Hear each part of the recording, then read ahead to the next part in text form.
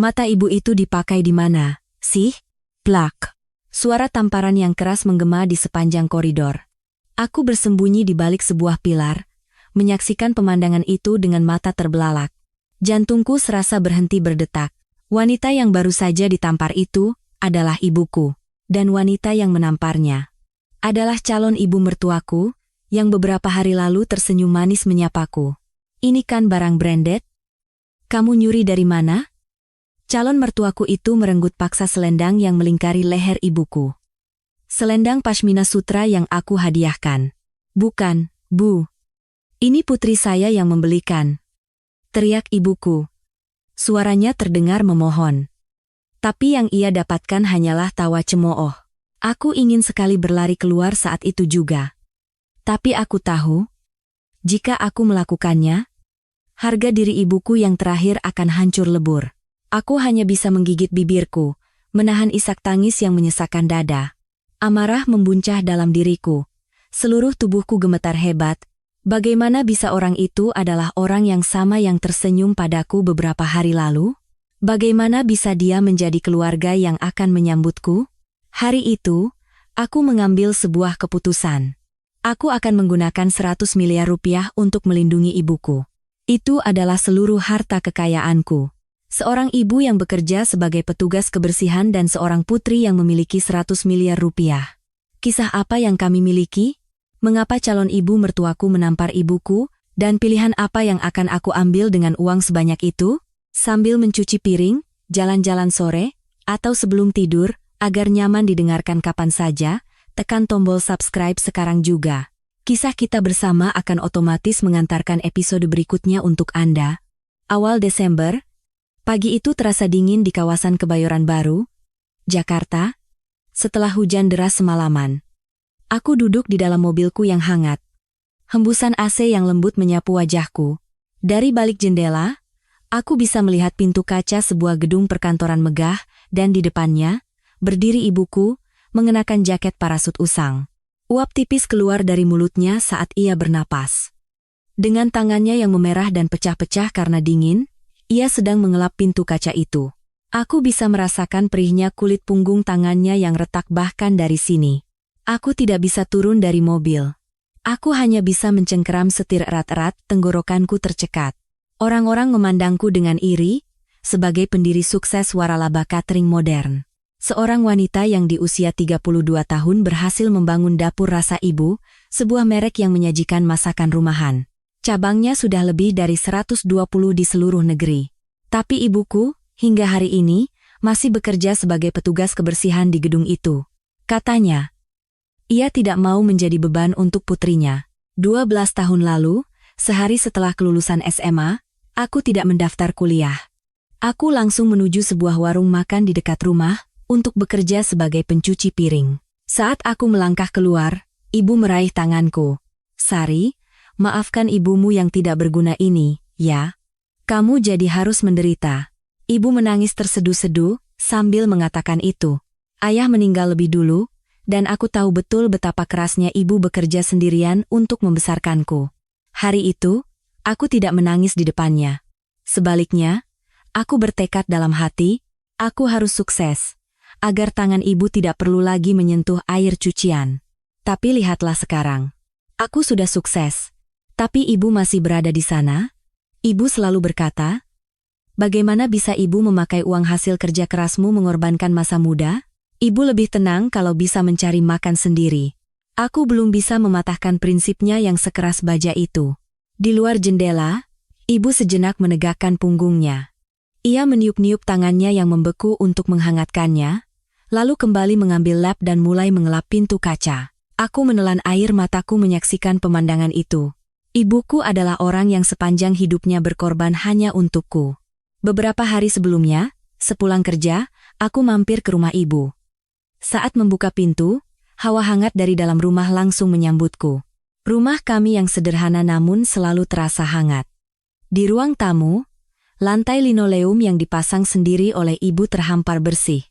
Di sudut ruangan, piagam-piagam penghargaan yang kuterima saat SMP terpajang dalam bingkai. Di samping TV tua, ada sebuah rak kecil dengan foto almarhum ayah. Ibu selalu meletakkan segelas air di sana setiap pagi, tanpa pernah lupa sekalipun selama 20 tahun ini. Anak ibu sudah pulang? Sudah makan? Ibu muncul dari dapur sambil tersenyum cerah. Di tangannya ada lap dapur.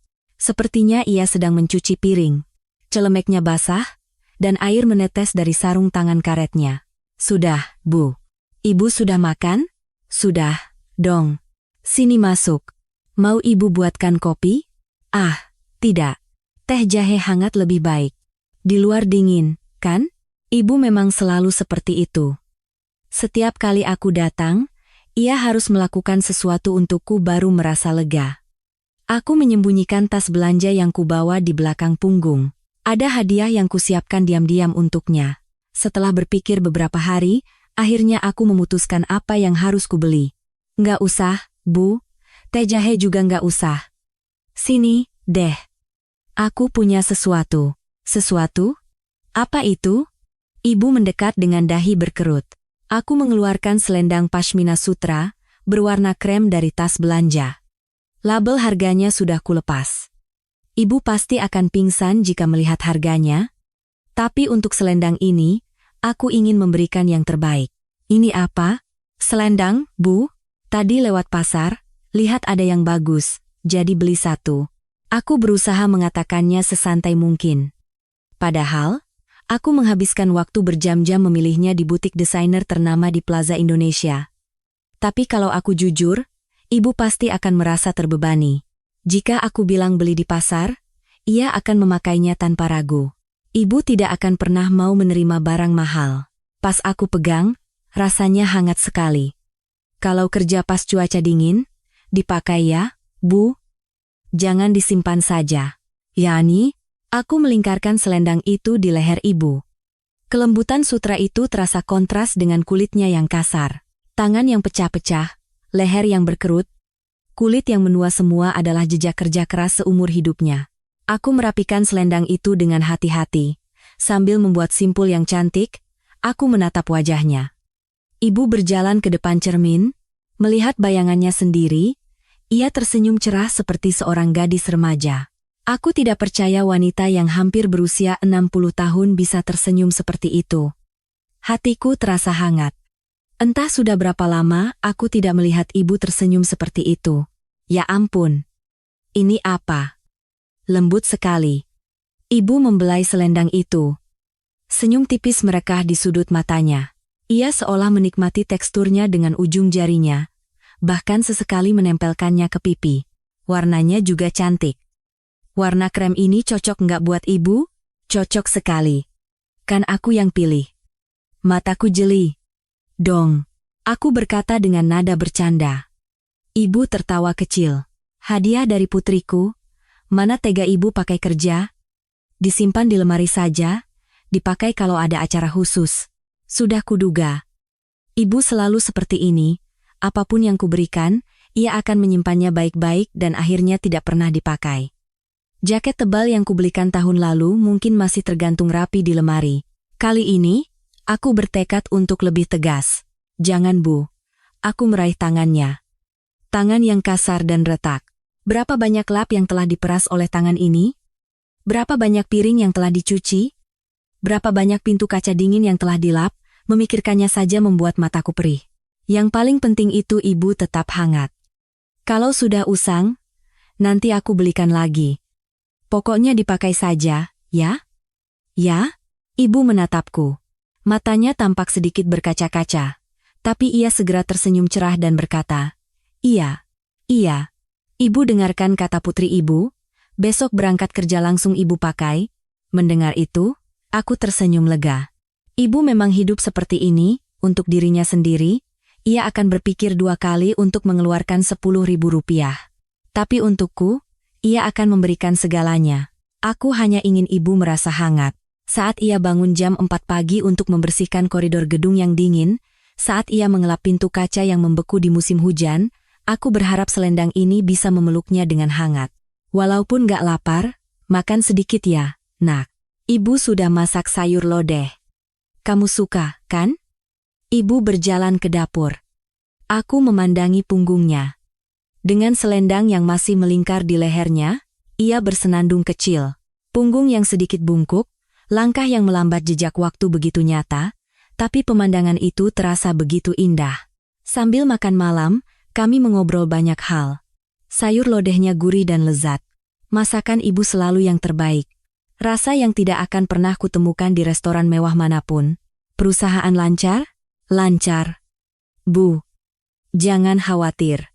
Putri ibu hebat, ya? Di usia semuda itu sudah jadi bos. Coba ayahmu masih ada. Pasti bangga sekali. Ibu menatap ke kejauhan, seolah mengenang ayah. Hatiku ikut terasa pedih. Ibu meletakkan sepotong tempe ke piringku. Aku bisa seperti ini kan karena kerja keras ibu. Apaan? Sih, semua karena kamu pintar dan gigih. Ibu tidak melakukan apa-apa. Ibu selalu begitu. Ia tidak pernah mengakui jasanya sendiri, tapi atas pencapaian kecilku, ia akan bersukacita seolah telah memiliki dunia. Aku sangat bersyukur, sekaligus merasa sedih. Bu, sudah saatnya berhenti kerja. Aku bisa menanggung semuanya. Aku berkata dengan hati-hati. Entah sudah berapa kali aku mengatakan ini, tapi jawaban ibu selalu sama. Mulai lagi, kan? Ibu berhenti menyuap. Aku serius, Bu. Ibu sudah boleh istirahat. Uang yang aku hasilkan cukup untuk membuat ibu hidup nyaman. Ibu menatapku. Lalu tersenyum lembut. Sari, ibu suka bekerja. Uang yang didapat dari hasil keringat sendiri itu yang paling membanggakan. Apa ibu bisa tenang kalau harus meminta padamu? Padahal itu uang hasil kerja kerasmu. Aku tidak bisa berkata-kata lagi. Aku tahu prinsipnya, jadi aku tidak bisa memaksanya. Aku tahu ini adalah harga dirinya. Tapi janji satu hal. Jangan terlalu capek, dan kalau sakit, langsung bilang. Ya? Iya, iya. Putriku sekarang sudah jadi cerewet, ya. Ibu tersenyum sambil mengelus kepalaku. Tangannya kasar. Namun begitu hangat. Malam itu, perjalanan pulang terasa sangat dingin. Tapi hatiku hangat. Bayangan ibu yang gembira dengan selendang di lehernya terus terlintas di benakku. Itu sudah cukup. Selama ibu tersenyum, bagiku itu sudah lebih dari cukup. Beberapa hari kemudian, pacarku, Bima, berkata akan memperkenalkanku secara resmi pada orang tuanya. Kami bertemu di sebuah restoran fine dining masakan Nusantara. Salah satu tempat yang paling sulit untuk mendapatkan reservasi di Jakarta Selatan. Ruangan privat itu memiliki suasana yang tenang dan elegan. Di bawah cahaya temaram, sebuah meja kayu jati panjang terhampar dan dindingnya dihiasi lukisan batik modern. Jendela besar menghadap ke sebuah taman kecil yang asri. Calon mertuaku sudah tiba lebih dulu. Calon ayah mertuaku, Bapak Hartono, adalah seorang dokter gigi pemilik klinik ternama di Pondok Indah. Calon ibu mertuaku, Ibu Ratna, adalah seorang sosialita berpenampilan anggun. Kesan pertama tidaklah buruk. Pakaian mereka mewah dan tatanan rambutnya rapi. Mereka tampak sangat berkelas. Wah, Mbak Sari cantik sekali, ya. Pantas saja Bima begitu tergila-gila, kata Ibu Ratna sambil tersenyum. Aku menunduk hormat. Selamat malam, Bapak, Ibu. Saya Sari. Iya. Selamat datang. Silakan duduk. Hidangan pembuka mulai disajikan satu persatu, ditata dengan indah di atas piring. Saat itu, seorang pramusaji tidak sengaja menumpahkan beberapa tetes air saat menuang. Noda kecil terbentuk di taplak meja. Itu adalah kesalahan yang sangat sepele. Tiba-tiba, sorot mata Ibu Ratna menjadi tajam, sudut bibirnya berkedut. Wajahnya berubah total dari yang tadinya tersenyum anggun. Tapi sepertinya ia sadar aku sedang memperhatikannya, jadi ia berusaha menahan diri. Ia hanya melontarkan satu kata dingin kepada pramusaji itu. Lap. Satu kata yang singkat, tapi suaranya seperti duri. Pramusaji itu buru-buru menunduk dan membersihkan meja.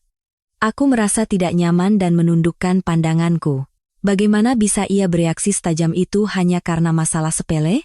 Seolah ingin mencairkan suasana, calon ayah mertuaku angkat bicara. Mbak Sari, saya dengar ayah Anda sudah lama meninggal, dan Anda langsung bekerja setelah lulus SMA? Iya, benar, Pak. Wah, hebat sekali. Awalnya aku mengira itu pujian. Tapi kalimat berikutnya menyusul. Anak-anak yang dibesarkan dengan nyaman seperti Bima tidak akan pernah bisa membayangkan perjuangan seperti itu. Memang, orang yang tumbuh liar seperti rumput punya daya juang yang luar biasa. Rumput liar.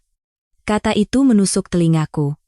Aku berusaha tetap tersenyum, tapi hatiku perih. Ujung jariku terasa dingin. Iya, Pak, ibu saya bekerja sangat keras. Aku hanya bisa menjawab begitu. Bima di sebelahku tertawa. Ayah muji kamu. Tuh, sarikan daya juangnya nomor 1. Bima sepertinya benar-benar menganggap itu pujian. Atau mungkin, memang begitulah cara pandangnya. Orang yang dibesarkan dengan nyaman tidak akan mengerti betapa menyakitkannya kata-kata itu. Itu pujian yang diselubungi duri. Rumput liar. Jadi, aku ini rumput liar dan kalian adalah bunga di taman? Begitu maksudnya? Aku tetap tersenyum, tapi sudut hatiku terasa membeku. Ada firasat aneh yang tidak bisa kujelaskan. Beberapa hari berlalu sejak pertemuan itu. Pagi itu, BMKG mengeluarkan peringatan cuaca ekstrem. Berita mengatakan suhu bisa terasa lebih dingin dari biasanya karena hujan lebat. Aku bangun pagi-pagi sekali, menyiapkan beberapa kue hangat dan termos berisi teh jahe. Aku pergi ke tempat kerja, ibu, berencana memberikannya diam-diam. Kalau aku bilang akan datang, ia pasti akan merasa tidak enak. Aku tiba di gedung saat hari masih sangat pagi. Lobi masih kosong. Dan koridor sepi. Aku berjalan masuk untuk mencari ibu. Dari kejauhan, aku melihat punggungnya. Mengenakan jaket usang, ia sedang mengepel lantai. Di lehernya, terlingkar selendang krem pemberianku. Tepat saat aku hendak memanggilnya, sesuatu terjadi. Tok, tok, tok. Suara sepatu hak tinggi terdengar mendekat, tajam dan jelas. Aku menoleh dan melihat seorang wanita berjalan di koridor. Ia mengenakan mantel mahal dan menenteng tas branded. Pagi-pagi begini, mau kemana dia berdandan seperti itu? Ibu tidak melihatnya. Ia sedang fokus membersihkan lantai. Tiba-tiba, kain pel ibu tidak sengaja menyentuh ujung sepatu wanita itu. Hanya sedikit sekali. Nyaris tidak terlihat. Aduh, pekikan tajam menggema di koridor. Mata ibu itu dipakai di mana, sih? Wanita itu berteriak. Ibu terkejut dan mengangkat kepalanya. Maaf, Bu. Saya tidak lihat. Ibu buru-buru menunduk meminta maaf. Tapi wanita itu tampaknya belum puas. Maaf saja cukup? Tahu tidak harga sepatu ini berapa? Dan sesaat kemudian, plak, suara ledakan kecil bergema. Wanita itu menampar pipi ibuku. Jantungku serasa copot. Pandanganku menjadi kosong. Hah? Wanita itu tiba-tiba menatap leher ibuku. Matanya membelalak saat melihat selendang itu. Ini kan barang branded? Tangannya langsung menyambar selendang ibuku. Ibu terkejut dan berusaha menahannya. Ibu, sadar diri sedikit, dong. Ini dapat dari mana? Cibir wanita itu. Mungut dari tempat sampah? Atau nyuri punya penghuni apartemen? Dasar miskin, mentalnya maling pula? Bukan. Teriak ibuku, suaranya bergetar. Ini putri saya yang membelikan. Tolong kembalikan. Ibu berjuang sekuat tenaga agar selendangnya tidak direbut. Tapi wanita itu hanya tertawa sinis. Putrimu? Putri seorang petugas kebersihan bisa beli barang seperti ini? Kalau bohong yang masuk akal sedikit. Aku mengepalkan tanganku. Aku ingin sekali berlari dan menjambak rambut wanita itu. Apa itu kelakuan manusia? Tapi, apa yang akan terjadi jika aku muncul sekarang? Ibu yang ditampar dan dituduh maling di depan putrinya. Harga diri terakhirnya akan hancur berkeping-keping. Aku menggigit bibirku. Rasanya seperti berdarah. Di balik pilar, aku menangis dalam diam. Tanganku terkepal erat, tapi kakiku seolah terpaku di lantai. Saat itu, wanita itu menoleh. Aku bisa melihat wajahnya dari samping. Seketika, napasku tertahan. Wajah itu, aku pernah melihatnya. Beberapa hari lalu, di ruang privat restoran fine dining, wajah yang tersenyum anggun padaku, wajah yang sama yang berubah menjadi bengis saat pramusaji menumpahkan air. Calon ayah mertuaku punya klinik gigi di Pondok Indah. Di lantai 5 gedung ini, ada sebuah klinik gigi. Klinik gigi estetika cendana. Wanita itu adalah calon ibu mertuaku. Kakiku lemas. Aku bersandar di dinding untuk menopang tubuhku. Pikiranku kosong. Orang itu, yang tersenyum padaku beberapa hari lalu, sekarang sedang memukul ibuku dan menuduhnya maling. Air mataku tidak berhenti mengalir. Tapi aku tidak bisa bersuara. Aku membekap mulutku dengan tangan sambil terus menangis. Menyaksikan ibuku diperlakukan seperti itu, dan aku tidak bisa berbuat apa-apa, membuatku sangat marah. Aku keluar dari gedung dan masuk ke mobil. Aku menyandarkan dahiku di setir, dan menangis sejadi-jadinya. Pemandangan ibu ditampar, dituduh maling, terus berputar di kepalaku. Dan wajah wanita itu. Wajah yang tersenyum padaku. Setelah beberapa lama, aku mengangkat kepala. Wajahku di cermin spion tampak kacau. Mataku bengkak. Aku menyeka sisa air mata, lalu mengambil ponsel dan menelepon Pak Budi, kepala tim legal sekaligus asisten pribadiku. Selamat pagi, Bu Sari. Ada yang bisa saya bantu, Pak Budi? Maaf, ini permintaan pribadi. Di Pondok Indah, ada Menara Cendana. Di lantai 5-nya ada klinik gigi bernama Estetika Cendana. Tolong cari tahu semua yang bisa Bapak temukan tentang klinik itu. Saya mohon. Baik, Bu. Segera saya laksanakan. Sekitar 1 jam kemudian, Pak Budi menelepon kembali. Bu Sari, saya sudah selidiki. Kondisi klinik gigi Estetika Cendana sangat parah. Maksudnya? Pertama, mereka masih punya banyak cicilan alat-alat medis mahal yang belum lunas. Tapi karena pasien sepi, pendapatan mereka nyaris nol. Uang sewa gedung juga sudah menunggak beberapa bulan. Kalau mereka tutup sekarang, mereka akan langsung terlilit utang cicilan alat. Tapi mereka juga tidak punya dana untuk pindah ke tempat lain. Aku mendengarkan dalam diam. Pak Budi melanjutkan, dan menurut beberapa staf pengelola gedung, istri pemilik klinik itu terkenal sangat arogan dan suka bertindak semena-mena. Sering sekali membentak petugas kebersihan, satpam, dan staf lainnya. Sudah kuduga, apa yang kulihat hari ini bukanlah yang pertama. Oh, satu lagi, Bu. Istri pemilik itu belakangan ini sering pamer kemana-mana, katanya. Putranya akan segera menikah dengan wanita yang sangat kaya. Begitu menantunya masuk ke keluarga mereka, semua fasilitas klinik akan diperbarui. Jadi kliniknya akan segera bangkit kembali. Darahku serasa mendidih. Jadi itu sebabnya ia bersikap begitu manis di depanku. Sejak awal, uangku adalah tujuannya. Pak Budi, apakah gedung itu sedang dijual? Betul, Bu. Pemilik saat ini tinggal di luar negeri dan merasa kesulitan mengelolanya, jadi ia ingin menjualnya. Itu juga sebabnya tunggakan sewa tidak ditangani dengan baik. Bagaimana dengan kontrak sewa klinik itu? Kontraknya sudah lebih dari 10 tahun dan akan segera diperpanjang. Dengan kondisi sewa menunggak, pemilik baru berhak menolak perpanjangan kontrak dan langsung mengusir mereka. Bagus sekali. Aku berkata dengan dingin, berarti nasib mereka ada di tangan pemilik gedung, ya. Pak Budi, tolong proses pembelian Menara Cendana. Tentu saja, biayanya akan saya tanggung dari dana pribadi. Tapi tolong, jangan sampai nama saya muncul. Apa? Bu Sari, harga gedung itu 100 miliar rupiah. Ibu harus menggunakan seluruh dana liquid yang ibu miliki. Risikonya sangat besar, 100 miliar. Seluruh hartaku yang kukumpulkan dengan mengorbankan masa muda, bukan uang yang sedikit bagiku. Tapi untuk melindungi ibu yang seumur hidup telah melindungiku, harga itu sama sekali tidak mahal. Aku tidak merasa sayang. Laksanakan saja, Pak Budi. Aku berkata dengan tegas, lalu menutup telepon. Aku memandang keluar jendela. Kaca-kaca Menara Cendana berkilauan di bawah sinar matahari. Di dalam sana, ibuku pasti sedang bekerja. Seolah tidak terjadi apa-apa, ia pasti sedang membersihkan lantai dengan tekun. Ibu, tunggu sebentar. Aku akan melindungimu. Berkat kondisi pemilik lama yang ingin cepat menjual, proses transaksi berjalan lebih cepat dari perkiraan. Tapi selama periode itu, aku tidak bisa tidur nyenyak. Khawatir ibu akan mengalami hal serupa lagi. Pemandangan hari itu terus menghantuiku. Ibu yang ditampar, ibu yang berjuang mempertahankan selendangnya. Semakin kupikirkan, semakin sesak dadaku. 2 minggu kemudian, semua prosedur selesai. Pemilik baru Menara Cendana adalah aku. Begitu surat-surat kepemilikan beres, aku langsung meminta Pak Budi melakukan sesuatu. Kirimkan surat pemberitahuan penolakan perpanjangan kontrak sewa ke klinik gigi estetika Cendana.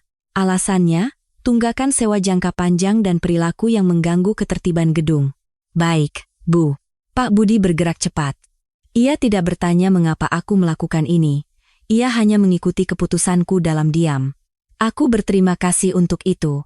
Beberapa hari kemudian, pada hari surat itu dikirimkan, aku mengunjungi Menara Cendana sore hari. Itu adalah waktu di mana biasanya kurir pos datang.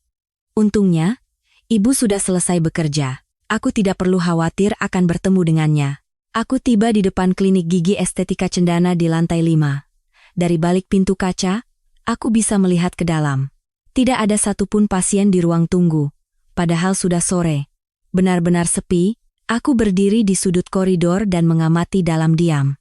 Tak lama, seorang kurir pos membuka pintu klinik dan masuk. Sepertinya ia sedang mengantarkan surat tercatat. Setelah kurir itu keluar, suasana hening sejenak. Lalu, aku mendengar suara. Mungkin karena tidak ada pasien, atau memang sifat mereka begitu, percakapan mereka terdengar keras sampai keluar. Apa-apaan ini? Suara laki-laki. Itu adalah calon ayah mertuaku, Hartono. Suaranya sangat berbeda dari saat kami bertemu di restoran. Penolakan perpanjangan? Kita diusir? Bencana apa ini? Terdengar suara meja dipukul. Brak, cicilan alat-alat ini masih banyak. Kalau kita diusir sekarang, kita langsung bangkrut. Kemudian, suara wanita menyusul. Suara yang tajam dan histeris. Suara yang sama yang menampar ibuku. Katanya pemilik gedungnya ganti. Manusia rewel mana yang tiba-tiba beli gedung ini dan bikin gara-gara? Manusia rewel. Aku tersenyum sinis dalam hati.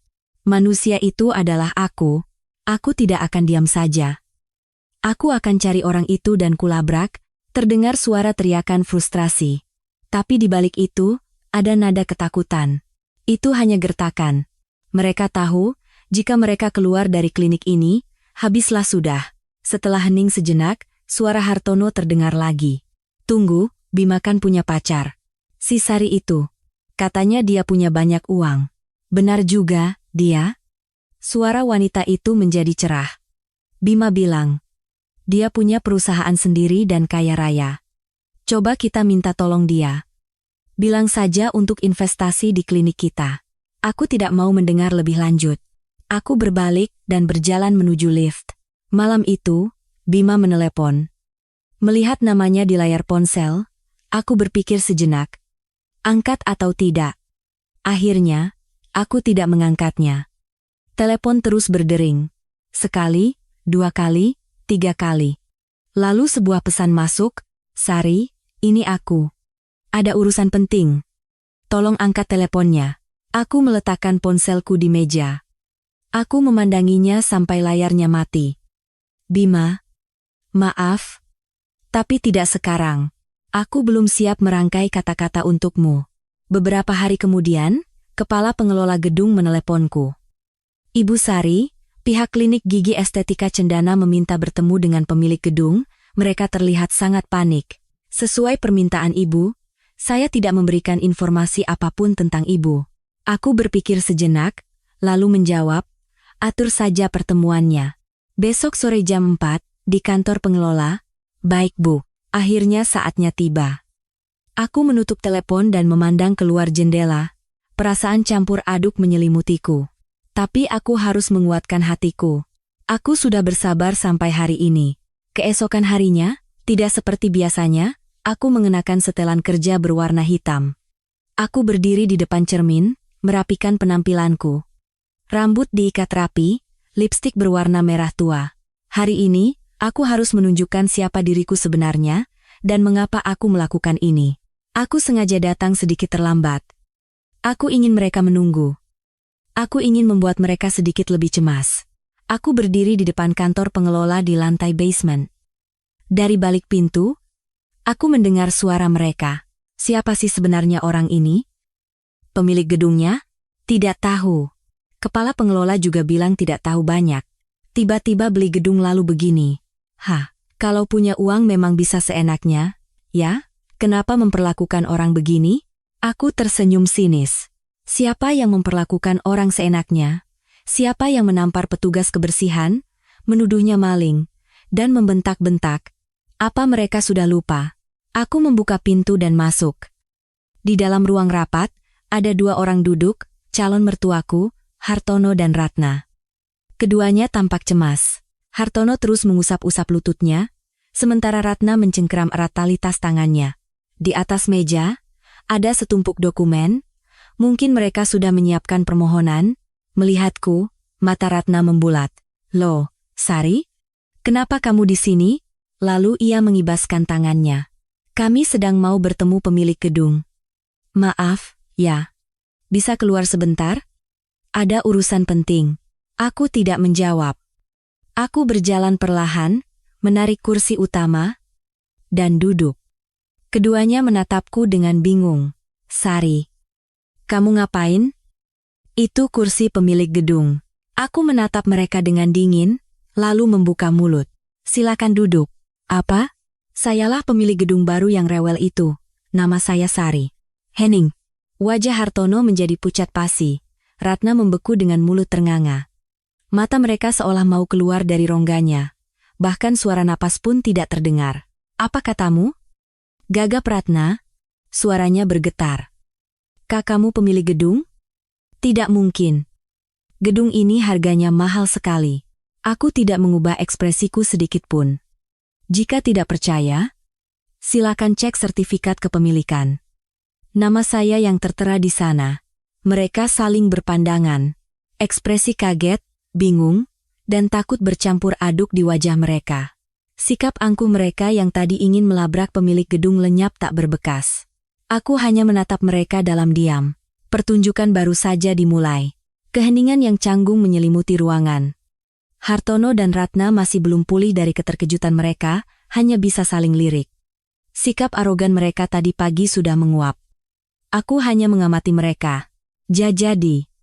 Hartono akhirnya angkat bicara, suaranya serak. Keringat dingin membasahi dahinya. "Jadi kamu yang membeli gedung ini?" "Sungguhan?" "Iya." "Kenapa? Kenapa tiba-tiba? Tanpa memberitahu kami?" "Kamu tahu kan kami punya klinik di sini?" "Memberitahu?" Aku tertawa dalam hati. "Kenapa aku harus memberitahu kalian?" Aku tidak menjawab, malah menunjuk tumpukan dokumen di meja. "Itu apa?" Ratna buru-buru menarik dokumen itu, tangannya gemetar. "Oh, ini. Untuk menjelaskan situasi kami." "Maksud saya, ini yang kami siapkan." "Situasi?" tanyaku dingin. "Maksud Anda, tunggakan sewa berbulan-bulan? Atau perilaku yang mengganggu ketertiban gedung?" Wajah Ratna menegang. Hartono pun tersentak. Raut wajah mereka menjadi gelap. Mengganggu ketertiban apa maksudnya? Membentak petugas kebersihan? Mencaci maki satpam? Berbuat onar di hadapan staf pengelola? Aku mengucapkannya kata per kata, dengan jelas. Dan, aku berhenti sejenak, menatap lurus ke mata Ratna. Menampar orang, mata Ratna bergetar. Sesuatu terlintas di benaknya. Ia pasti teringat kejadian pagi itu, tapi ia berusaha pura-pura tidak tahu. "Apa maksudmu? Kapan aku menampar orang? Anda tidak ingat?" tanyaku datar. "Pagi-pagi di koridor, karena seorang petugas kebersihan tidak sengaja menyentuh sepatu Anda menamparnya. Lalu Anda merebut selendangnya dan menuduhnya maling." Wajah Ratna menjadi putih pucat. Sepertinya ia sudah ingat dengan jelas.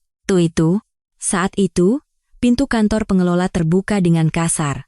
Bima masuk, terengah-engah. Dasinya miring, rambutnya acak-acakan. "Sari, kenapa kamu di sini?" "Bu, pemilik gedungnya sudah datang?" teriak Bima saat melihatku. "Bima," katanya Sari pemilik gedung ini. "Kamu juga tidak tahu, kan?" Wajah Bima menunjukkan kebingungan, bercampur dengan secercah harapan aneh. "Kamu beli gedung ini, beneran? Keren banget. Gimana ceritanya? Keren?" Aku tertawa getir dalam hati. Apa situasi ini terlihat keren baginya? "Tapi kenapa kamu mengusir ayah dan ibu? Pasti ada salah paham, coba jelaskan dulu." Bima duduk di sebelahku, mencoba meraih tanganku. Aku menghindar, ekspresinya menjadi sedikit canggung. "Sari? Kenapa? Hei, kenapa kamu diam saja? Jelaskan dulu biar kita tahu, pasti ada salah paham. Salah paham? Aku mengeluarkan tablet dari tasku. Sesuatu yang sudah kusiapkan. Untuk momen ini, aku sudah menyimpan rekaman CCTV. Salah paham atau bukan?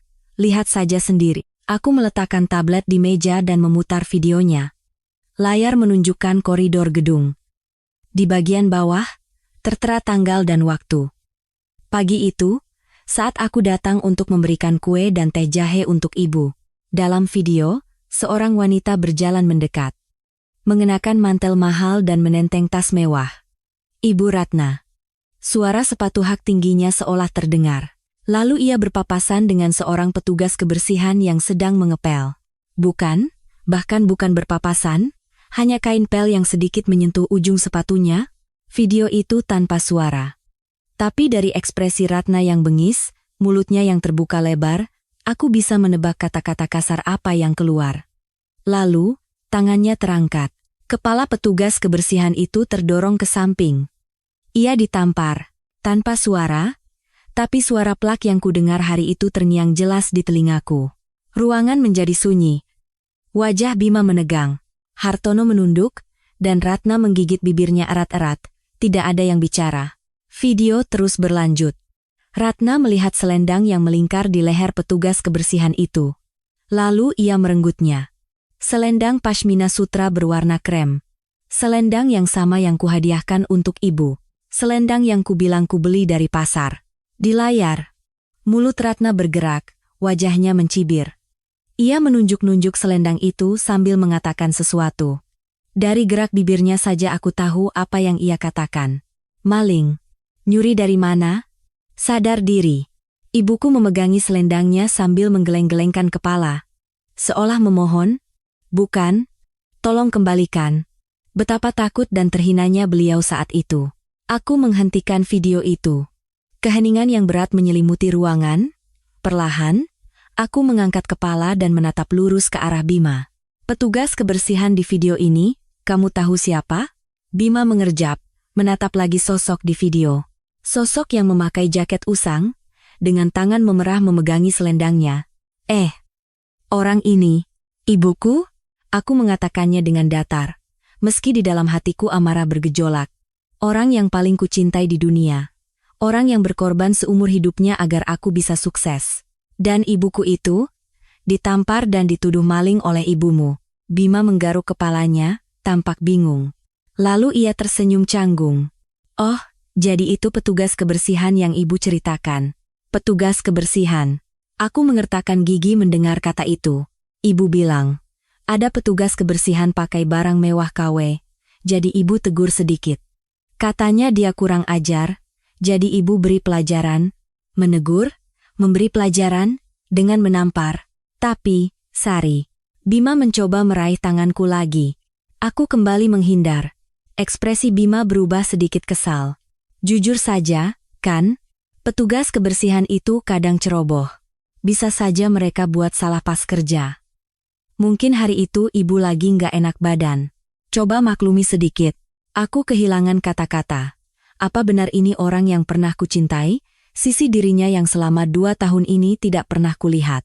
Lagi pula, Sari, kamu kan sekarang sudah jadi, bos, level kita beda. Kelas kita beda dengan petugas kebersihan.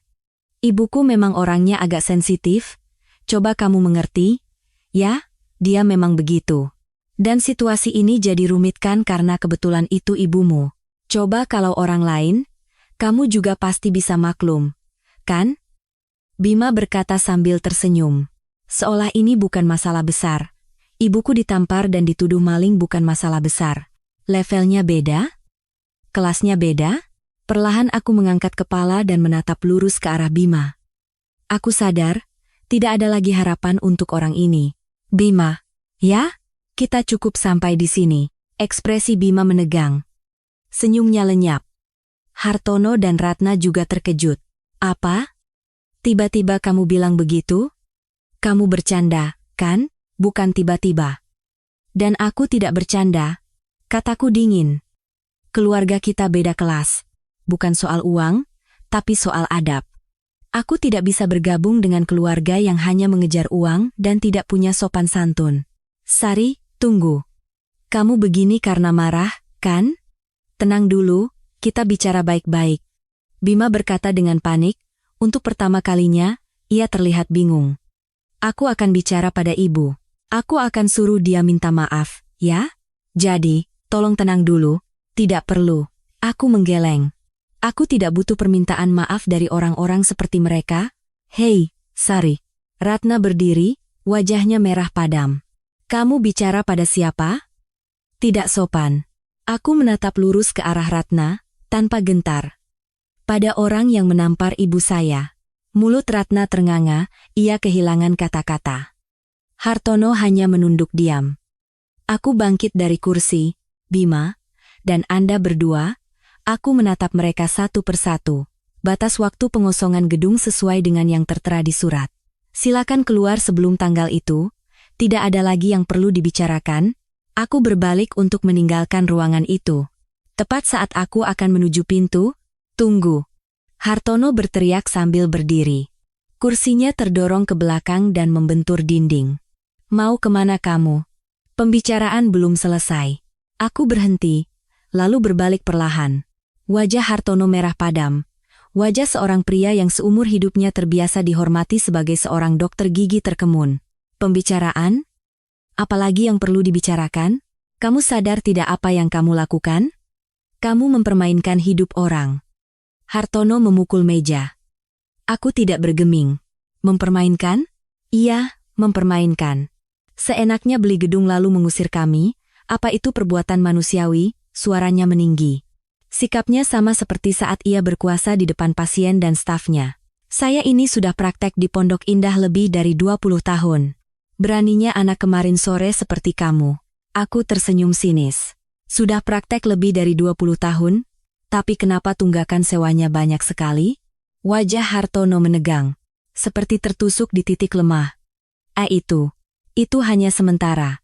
Ekonomi sedang sulit. Salah ekonomi? Pasien sepi salah ekonomi, lalu mencaci maki staf salah siapa? Apa? Saya dengar dari staf pengelola. Saya dengar betapa kasarnya Anda pada mereka selama ini. Mata Hartono bergetar. Tapi ia cepat-cepat mengubah ekspresinya. Ia berusaha merendahkan suaranya. Itu salah paham. Saya orangnya memang agak ceplas-ceplos, tapi tidak ada niat buruk. Sikapnya berubah 180 derajat. Dari yang tadinya berteriak, sekarang menjadi memelas. Nak Sari, Ibu Sari. Tolonglah. Beri kami kesempatan. Ya? Kami mengaku salah. Saat itu, Ratna ikut campur. Ia bangkit dan mendekatiku. Ibu Sari, saya benar-benar sudah gila waktu itu. Kejadian hari itu murni sebuah kesalahan. Suara Ratna bergetar. Tapi aku melihat matanya. Itu bukan tatapan penyesalan yang tulus. Itu tatapan orang yang sedang mati-matian mencari jalan keluar. Kesalahan? Iya, kesalahan. Hari itu kondisi saya sedang tidak baik. Stres karena urusan klinik. Jadi karena stres, Anda boleh menampar orang yang tidak bersalah? Mulut Ratna terkatup. Kalau sedang stres, apa boleh menampar petugas kebersihan? Boleh menuduhnya maling? Ratna tergagap, kehabisan alasan. Tiba-tiba, ekspresinya berubah. Tapi kamu juga keterlaluan. Maaf? Iya, aku salah. Aku akui. Tapi hanya karena itu, kamu sampai membeli gedung dan mengusir kami, ini berlebihan. Suara Ratna menajam. Sifat aslinya keluar. Memangnya salah kami sebesar apa? Hanya karena menegur seorang petugas kebersihan? Kamu sampai segitunya? Seorang petugas kebersihan? Tanyaku dingin. Sudah saya katakan. Petugas kebersihan itu adalah ibu saya. Anda tidak dengar? Mulut Ratna membuka dan menutup. Ia terdiam sejenak, lalu berkata lagi, ya, tapi kan kita sudah mau jadi keluarga. Apa kamu tega berbuat begini? Bima itu sangat mencintaimu. Jadi keluarga? Aku tersenyum sinis. Kalau memang mau jadi keluarga, bukankah seharusnya Anda juga menghormati ibu saya? Tapi Anda menamparnya. Anda menuduhnya maling? Ratna kehilangan kata-kata. Hartono kembali menyela. Ibu Sari, mari kita bicara dengan tenang. Ya? Kami akui kesalahan kami. Kami akan minta maaf. Jadi tolong. Hartono mendekatiku dan membungkukkan badannya. Tidak sampai 90 derajat, tapi jelas ia menunduk. Tolong beri kami satu kesempatan lagi. Kalau kami keluar sekarang, kami benar-benar habis. Klinik bangkrut, terlilit utang, kami tidak punya tempat lagi. Aku menatapnya dari atas. Pria yang membanggakan diri sebagai dokter gigi selama puluhan tahun di Pondok Indah, sekarang sedang menunduk di hadapan calon menantunya. Tapi aku tidak merasa iba.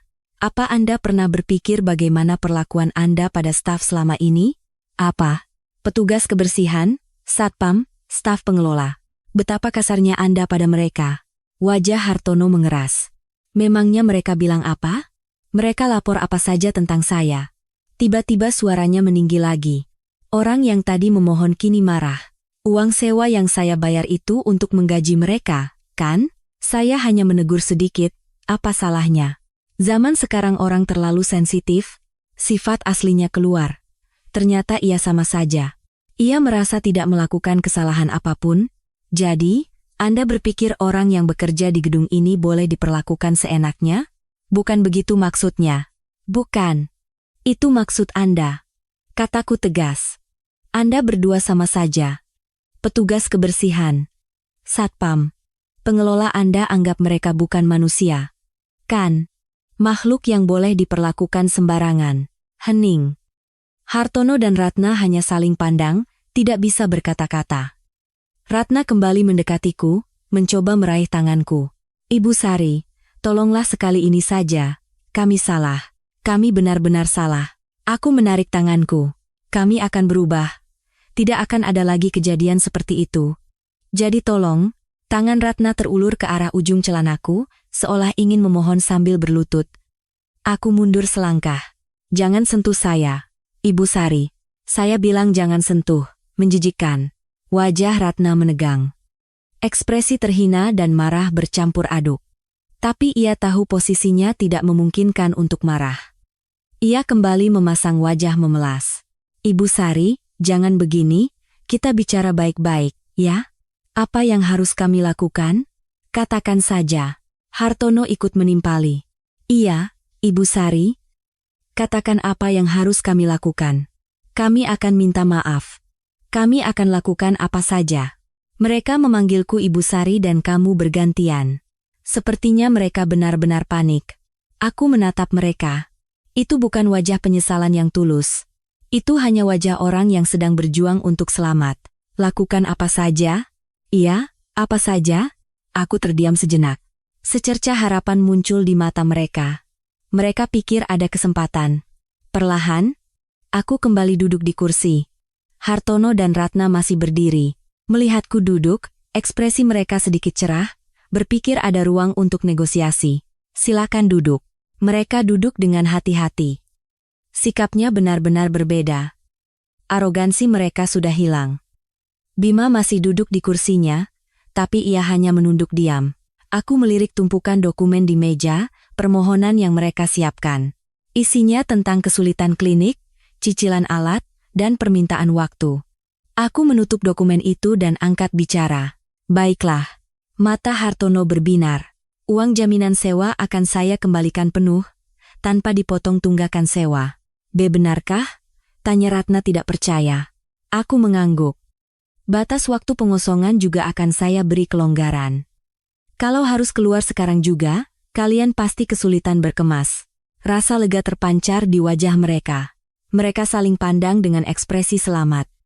Mereka pikir masalah ini selesai begitu saja. Terima kasih. Ibu Sari. Terima kasih banyak. Hartono berulang kali menunduk. Ratna ikut mengucapkan terima kasih. Tapi, aku memotong dengan dingin, ada syaratnya. Wajah mereka kembali menegang, cemas mendengar kata syarat. Syarat? Syarat apa? Sekarang juga, keluar dari ruangan ini. Aku menatap lurus ke arah mereka. Temui setiap petugas kebersihan, satpam, dan staf pengelola yang selama ini kalian anggap seperti serangga. Temui mereka satu persatu, dan minta maaf sambil membungkuk 90 derajat. Hening. Wajah Hartono mengeras. Ratna ternganga. Menatapku seolah tidak percaya dengan apa yang baru saja ia dengar. Apa katamu? Gagap Ratna. Minta maaf dengan tulus sambil membungkuk 90 derajat. Bukan sekadar formalitas. Kalau saya tidak merasakan ketulusan, kelonggaran tadi batal. Itu kan. Suara Ratna bergetar, wajahnya memerah. Aku harus minta maaf pada orang-orang rendahan seperti itu, orang-orang rendahan. Aku tersenyum sinis. Sampai akhir pun sifat aslinya tidak bisa disembunyikan. Rendahan? Bubukan, maksudku bukan begitu. Ratna buru-buru meralat. Maksudku, kenapa aku harus minta maaf pada mereka? Apa salahku? Apa salah Anda? Tanyaku dingin. Menampar petugas kebersihan? Menuduhnya maling? Membentak satpam? Mencaci maki staf pengelola? Bukankah itu semua adalah kesalahan? Mulut Ratna terkatup. Hartono menyela. Ibu Sari, itu tidak berlebihan? Kami akan minta maaf. Tapi apa harus sampai membungkuk 90 derajat? Tidak bisakah dengan kata-kata saja? Tidak bisa, kataku tegas. Permintaan maaf dengan kata-kata saja bukanlah permintaan maaf. Kalian harus merasakan dengan tubuh kalian sendiri betapa kasarnya perlakuan kalian pada mereka selama ini. Aku berhenti sejenak, lalu menambahkan. Oh, satu lagi? Jangan pernah memberitahu ibu saya bahwa saya adalah pemilik gedung ini. Jika kalian membocorkannya, semua kelonggaran yang saya tawarkan tadi akan hangus. Wajah Hartono menegang, penuh rasa terhina. Seorang dokter gigi ternama di Pondok Indah harus membungkuk 90 derajat di hadapan petugas kebersihan. Harga dirinya tidak mengizinkan. Ini keterlaluan. Bagaimanapun juga, kami punya harga diri. Harga diri? Aku tertawa kecil. Anda merasa harga diri Anda terluka? Merasa dunia akan runtuh? Aku menatap mereka lekat-lekat. Rasa malu yang Anda rasakan sekarang, rasa malu yang jauh lebih besar dari ini, telah Anda timpakan pada banyak orang.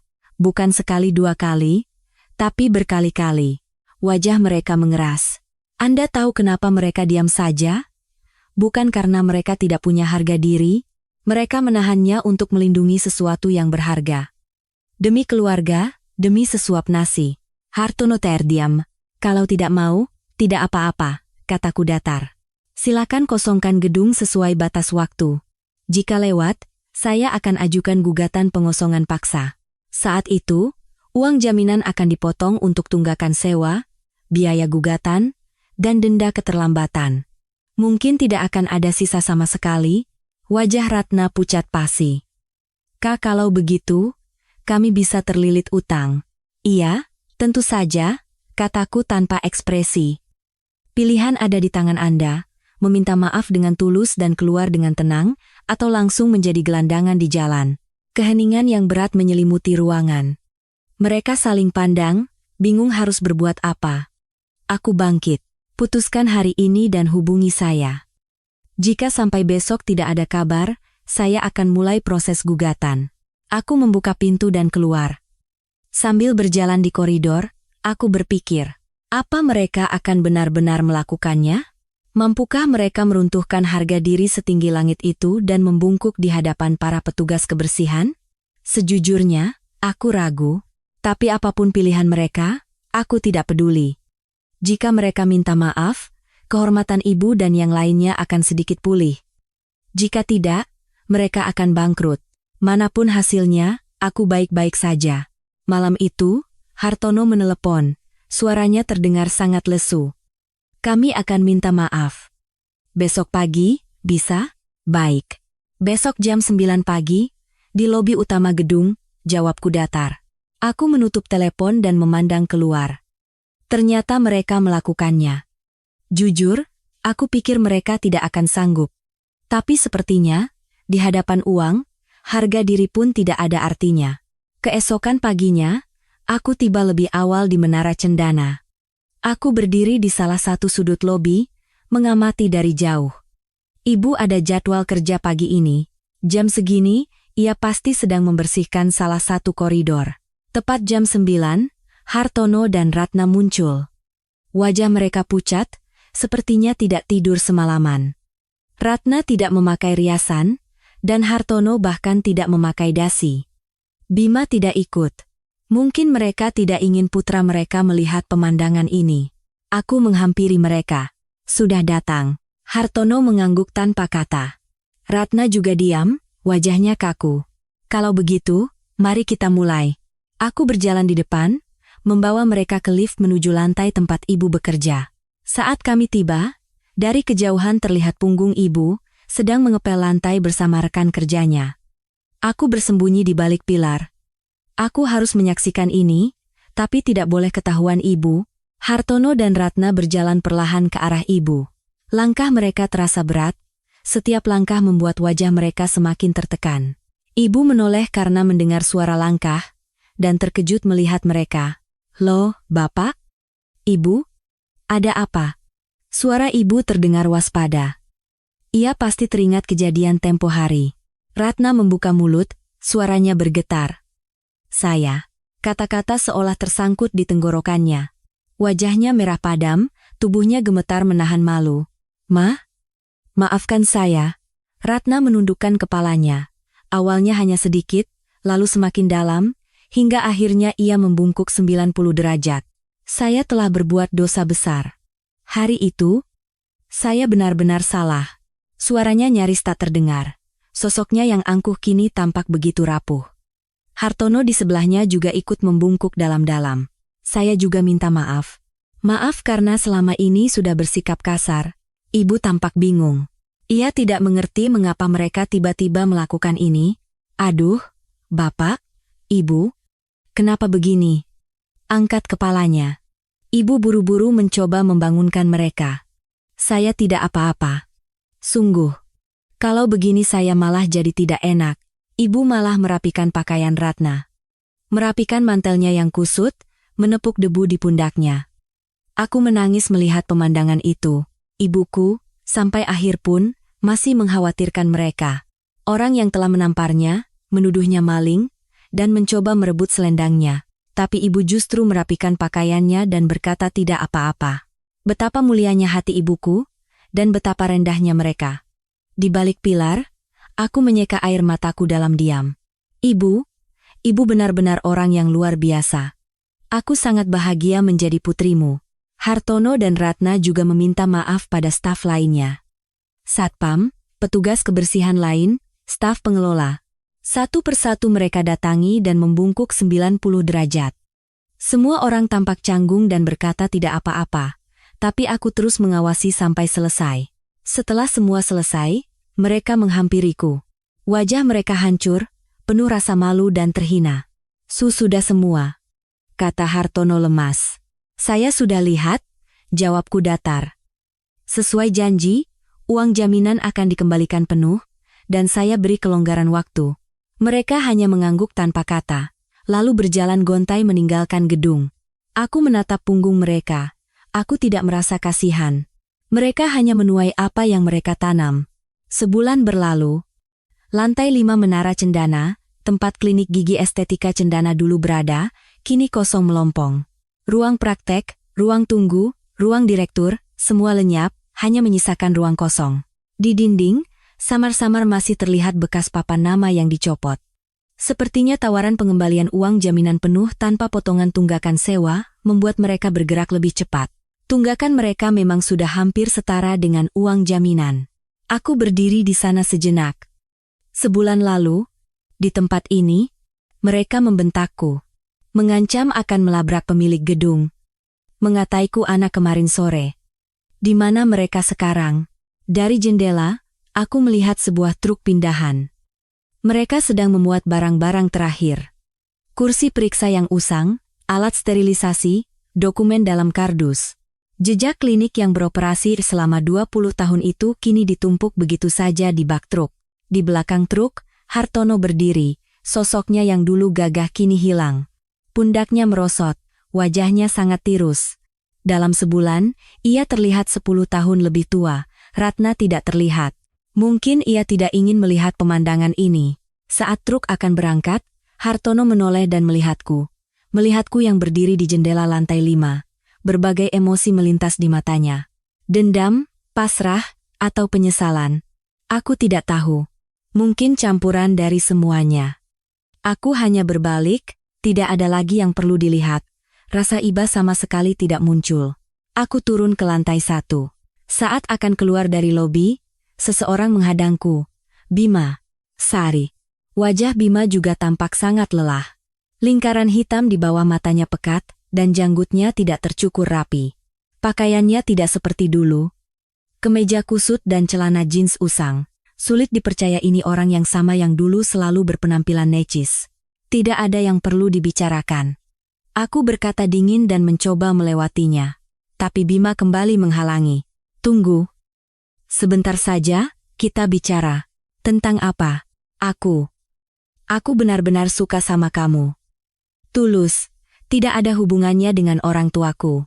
Mata Bima menatapku dengan memelas.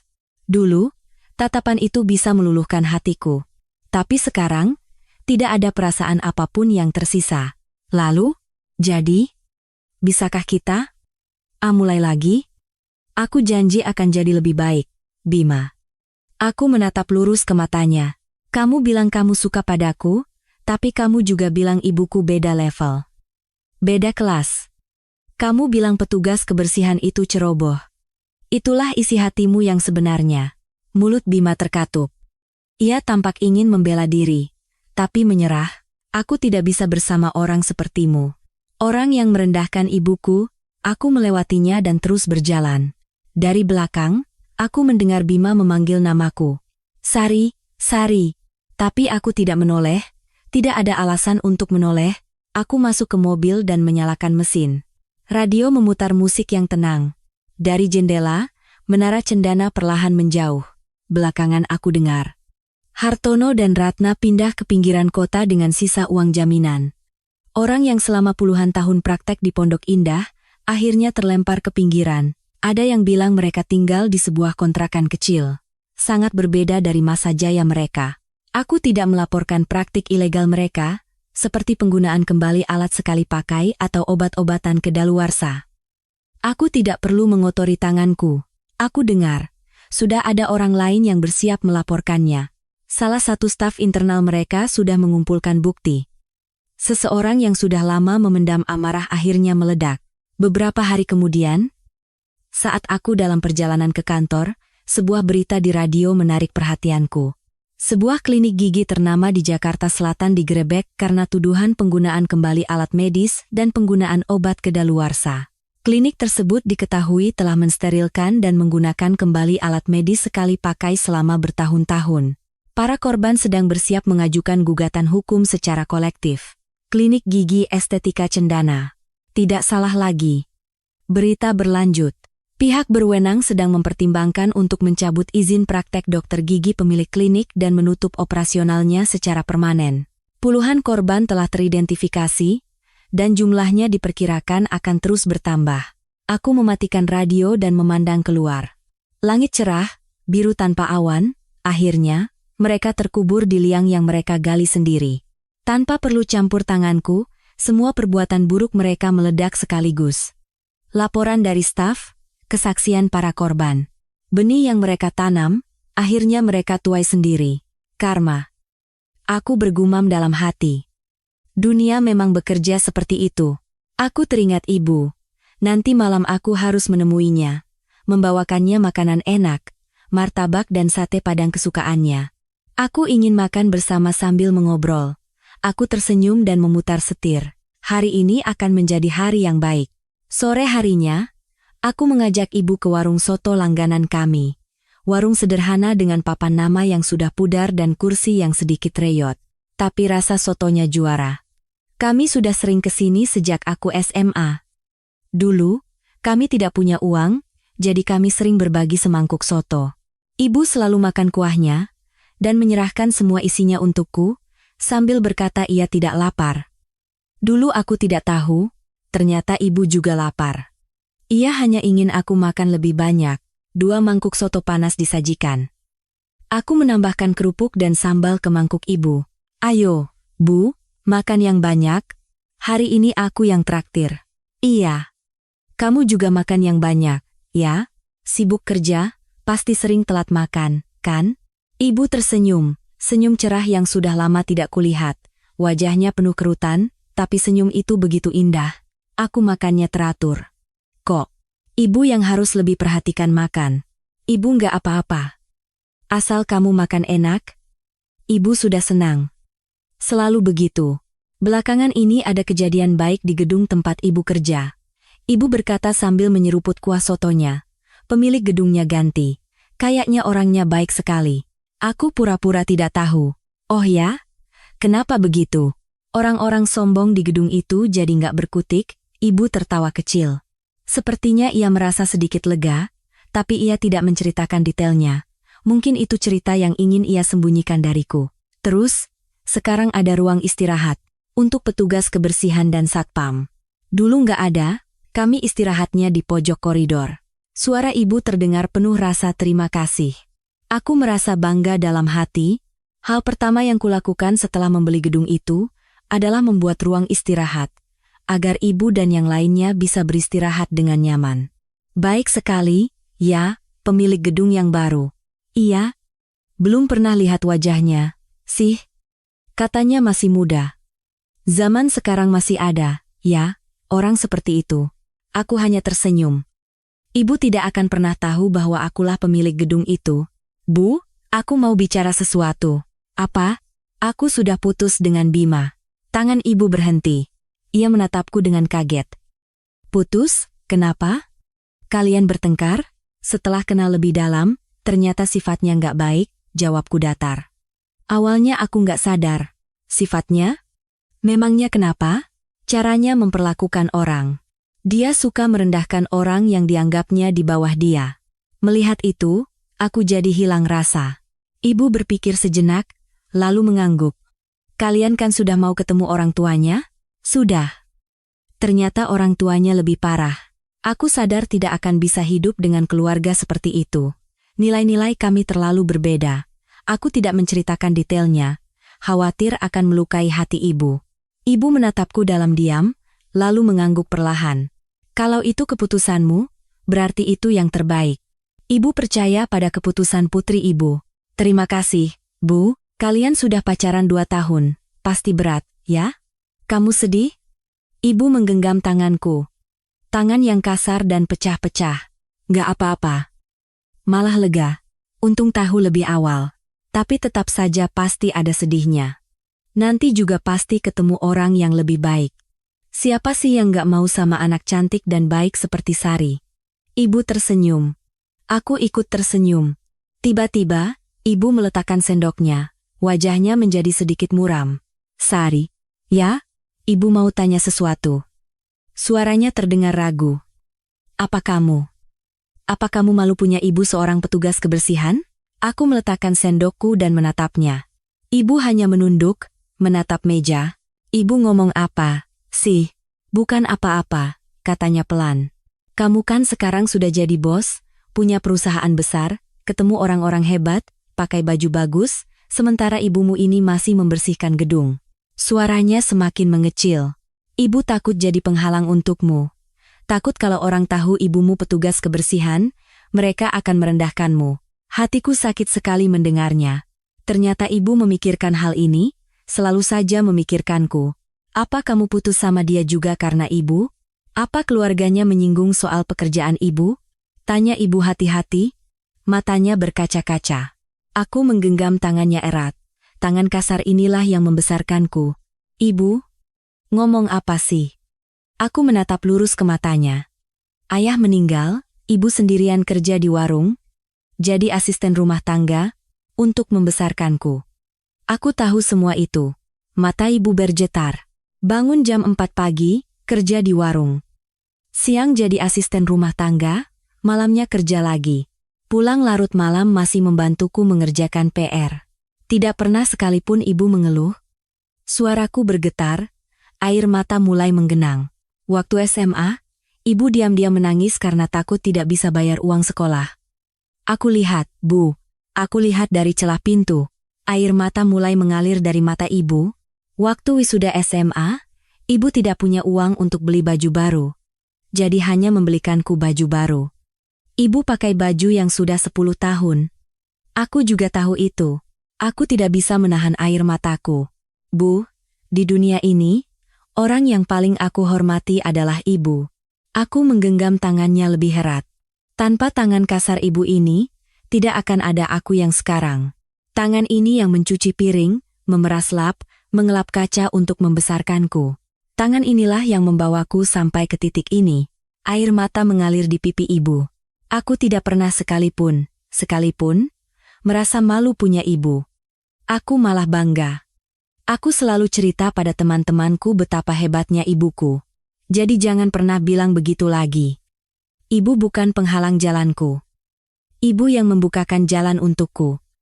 Tanpa ibu, aku bukan apa-apa. Ibu menatapku, wajahnya basah oleh air mata. Wajah keriputnya yang basah itu terlihat paling cantik di dunia. Terima kasih, Sari, kata ibu dengan suara bergetar. Terima kasih sudah menjadi putri ibu. Punya anak sepertimu, ibu sangat bahagia. Semua kesulitan bisa ibu lewati karena kamu. Ibu, terima kasih banyak. Ibu menggenggam tanganku erat. Kami berdua menangis, tapi bukan tangis kesedihan. Itu adalah tangis syukur, cinta, dan kebahagiaan. Aku juga terima kasih, Bu. Aku bahagia terlahir sebagai putri ibu. Kalau ada kehidupan selanjutnya, aku mau jadi putri ibu lagi. Di sudut warung soto, seorang ibu dan anak berpegangan tangan sambil menangis. Soto di mangkuk sudah dingin, tapi kami tidak peduli. Momen ini terlalu berharga.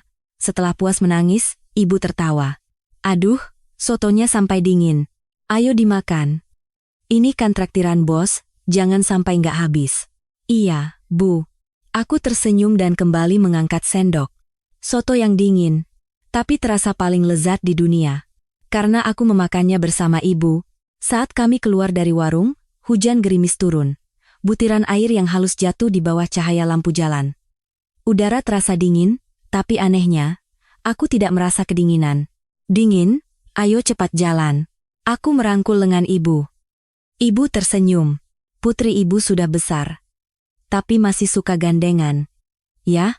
Memangnya nggak boleh? Boleh, dong. Ibu senang. Ibu menggenggam tanganku erat. Kami berjalan beriringan di bawah temaram lampu jalan. Di leher ibu, terlingkar selendang pashmina sutra berwarna krem pemberianku. Di bawah cahaya lampu, selendang itu tampak begitu hangat. Aku telah menghabiskan 100 miliar rupiah. Seluruh harta yang kukumpulkan dengan mengorbankan masa mudaku.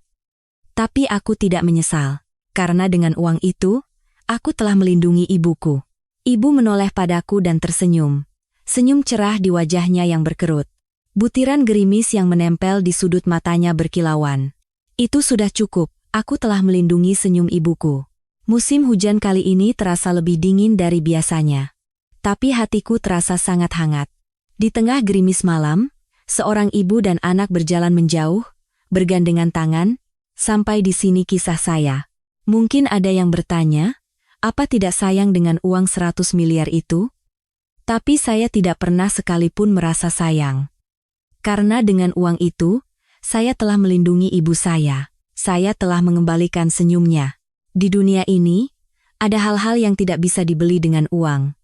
Cinta keluarga, pengorbanan orang tua, dan senyum mereka. Saya menggunakan 100 miliar untuk melindungi itu semua. Dan itu adalah pilihan terbaik dalam hidup saya. Bagi Anda yang sedang mendengarkan kisah ini, yang mungkin sudah lama tidak menghubungi orang tua, cobalah telepon mereka hari ini. Sebuah sapaan apa kabar, sudah lebih dari cukup. Bagi mereka, itu akan menjadi hadiah yang paling berharga di dunia. Jika kisah hari ini menyentuh hati Anda, jangan lupa untuk subscribe dan nyalakan notifikasi untuk pertemuan kita selanjutnya. Kisah kita bersama akan kembali menyapa Anda. Dan silakan bagikan perasaan dan pikiran Anda di kolom komentar.